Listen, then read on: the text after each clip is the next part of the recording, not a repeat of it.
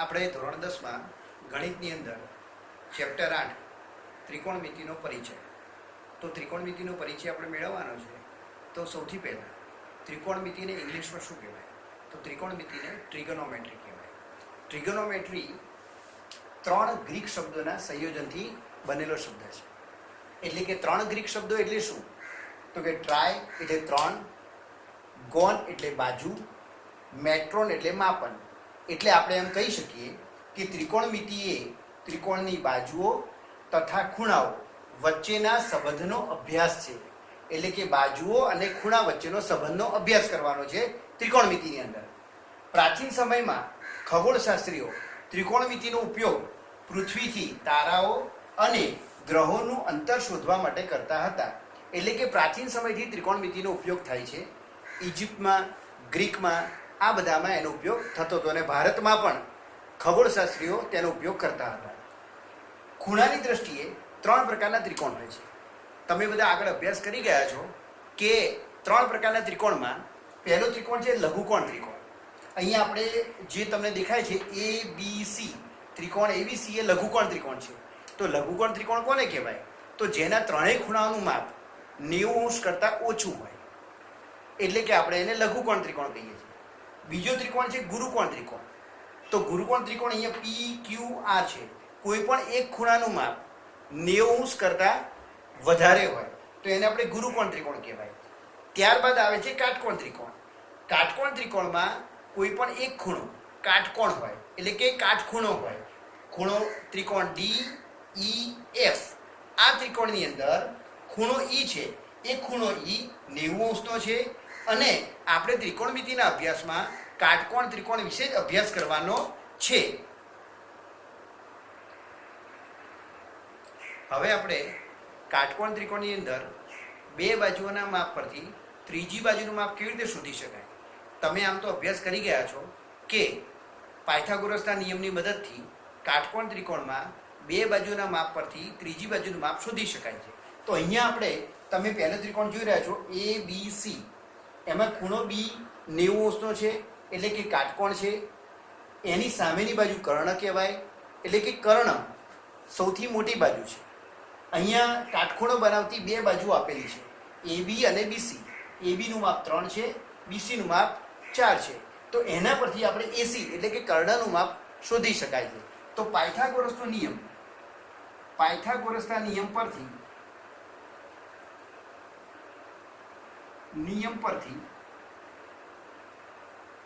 કર્ણના માપનો વર્ગ એટલે કે AC નો વર્ગ એ કાટખૂણો બનાવતી બે બાજુઓના માપના વર્ગોનો સરવાળા જેટલો થાય. એટલે કે AB નો વર્ગ વત્તા BC ના વર્ગ જેટલો થાય. અહીં આપણે જોઈ શકીએ છીએ કે AB નું માપ 3 છે, એટલે કે 3 નો વર્ગ થાય. અને BC નું માપ 4 છે, એટલે 4 નો વર્ગ, એટલે કે 9 વત્તા 16 એટલે આયા 25. તો AC નો વર્ગ 25 છે, માટે AC બરાબર 25 નું વર્ગમૂળ, એટલે કે 25 નું વર્ગમૂળ 5 મળે. તો આપણે કર્ણનું માપ આપણને 5 મળે છે, એટલે કે કર્ણનું માપ આપણે 5 મળે છે. પાયથાગોરસના નિયમ પરથી બે બાજુના માપ પરથી ત્રીજી બાજુનું માપ આપણે મેળવી શકીએ છીએ.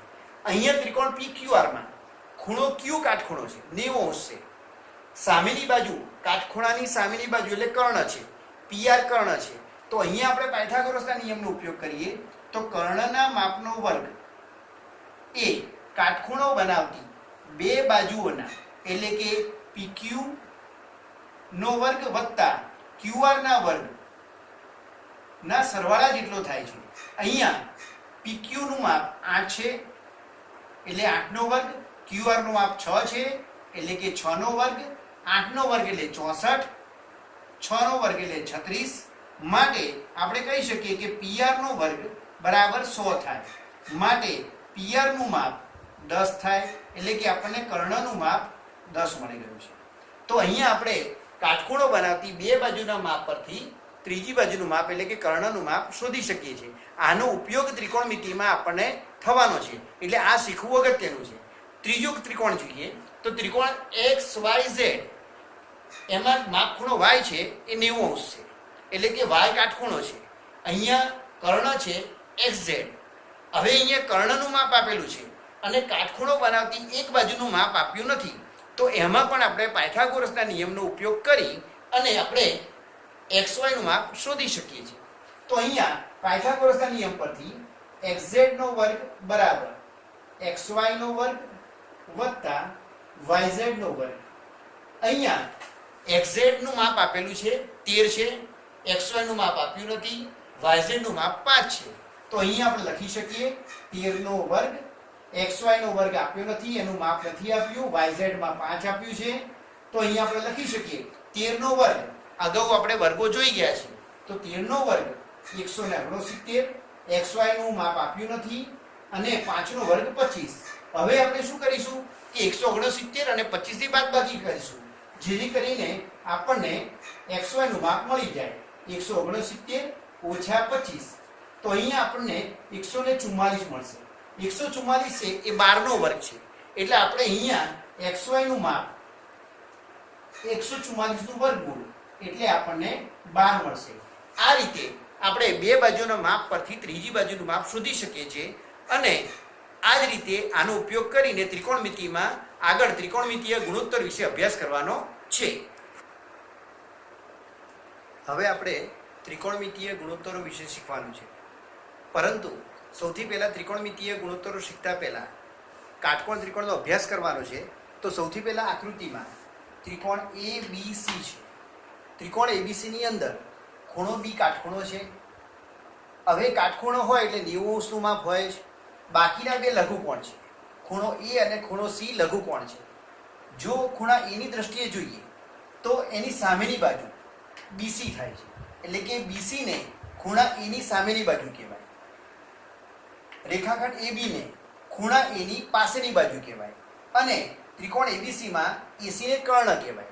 તો અહીંયા કાટકોણ ત્રિકોણ B છે, લઘુકોણ ખૂણો A અને ખૂણો C છે, ખૂણા A ની સામેની બાજુ BC છે, ખૂણા A ની પાસેની બાજુ AB છે.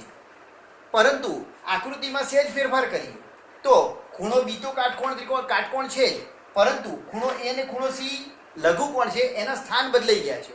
જો સ્થાન બદલાઈ જાય તો સામેની બાજુ કે પાસેની બાજુ એમાં ફેરફાર થઈ શકે છે. તો આકૃતિ મુજબ ખૂણા A ની સામેની બાજુ BC થશે અને ખૂણા A ની પાસેની બાજુ AB થશે. તો અહીંયા આપણે એ સમજવાનું છે કે એ બિંદુ એટલે કે ખૂણો A ક્યાં છે, એની પોઝિશન, એનું સ્થાન ક્યાં છે, એના આધારે સામેની બાજુ અને પાસેની બાજુ એ આપણે નક્કી કરી શકીએ. એટલે કે પહેલી આકૃતિ મુજબ BC હતી એ BC બાજુ ખૂણા A ની સામેની બાજુ છે અને બીજી આકૃતિ મુજબ AB એ ખૂણા A ની પાસેની બાજુ છે. તો અહીંયા બંને આકૃતિમાં ફેરફાર છે, કારણ કે A અને C ના સ્થાનમાં ફેરફાર થાય છે, માટે સામેની બાજુ અને પાસેની બાજુમાં ફેરફાર થાય છે. હવે એ પરથી આપણે ત્રિકોણમિતિય ગુણોત્તરો વિશે શીખી લઈએ. એ સૂત્ર છે, તમારે યાદ રાખવાનું છે. તેના પરથી આપણને ઘણા બધા માપ મળશે અને સ્વાધ્યાયમાં પણ દાખલામાં એનો ઉપયોગ થઈ શકશે. તો સૌથી પહેલી વાત કરીએ કે ત્રિકોણમિતિય ગુણોત્તરોમાં આપણે આકૃતિ A ને ધ્યાનમાં રાખવાની છે. પહેલી આકૃતિને ધ્યાનમાં રાખવાની છે. ત્રિકોણમિતિય ગુણોત્તરો 6 છે: સાઇન, કોસ, ટેન, સેક, કોસેક અને કોટ. આ 6 ત્રિકોણમિતિય ગુણોત્તરો છે.